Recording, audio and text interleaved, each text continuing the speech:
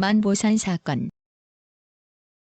1931년 7월 2일 중국 지린성 기림성 창춘현 장춘현 만보산 지역에서 일제의 술책으로 조선인 농민과 중국인 농민이 벌인 유혈 사태.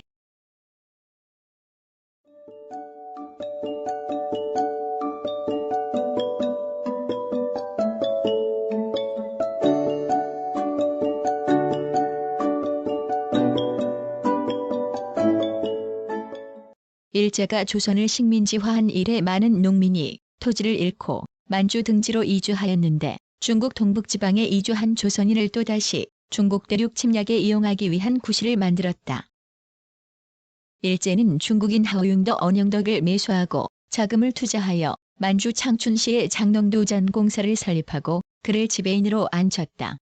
1931년 4월 16일 하오융더는 만보산 지방에 있는 소할림 등 11인의 소유 토지 가운데 미객한 지 약 200헥타르를 해당 지주와 10년 기한으로 조차 계약하였다.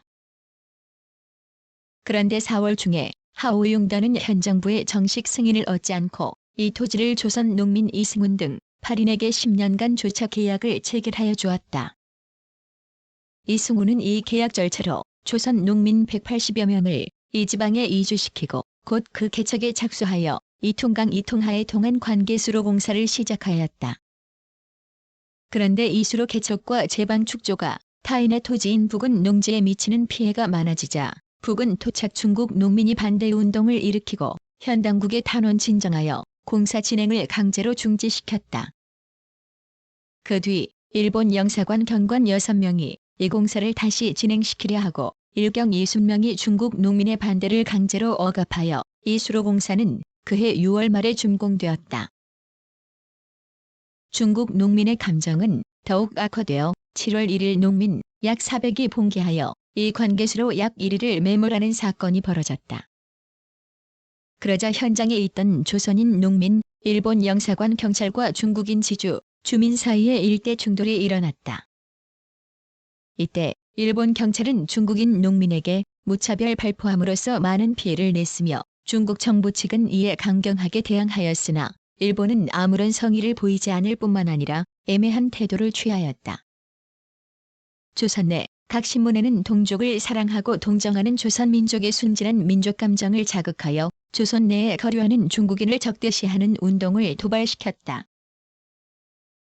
이 때문에 인천을 필두로 경성, 원산, 평양 등 각지에서 중국인 배척 운동이 일어났으며 평양에서는 대낮에 중국인 상점과 가옥을 파괴하고 구타 학살하는 사건이 며칠간 계속되는 등 잔인한 폭동으로 확산되었다.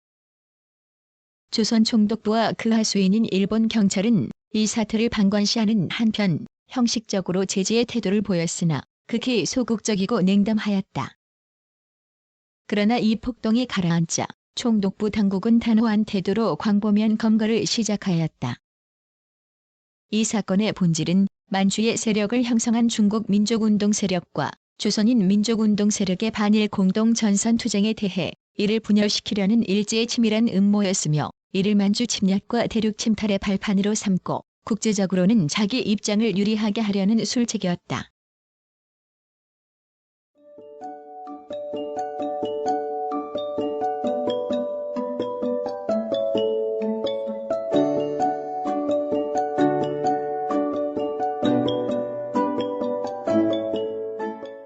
구성, 나그네 구석구석 여행.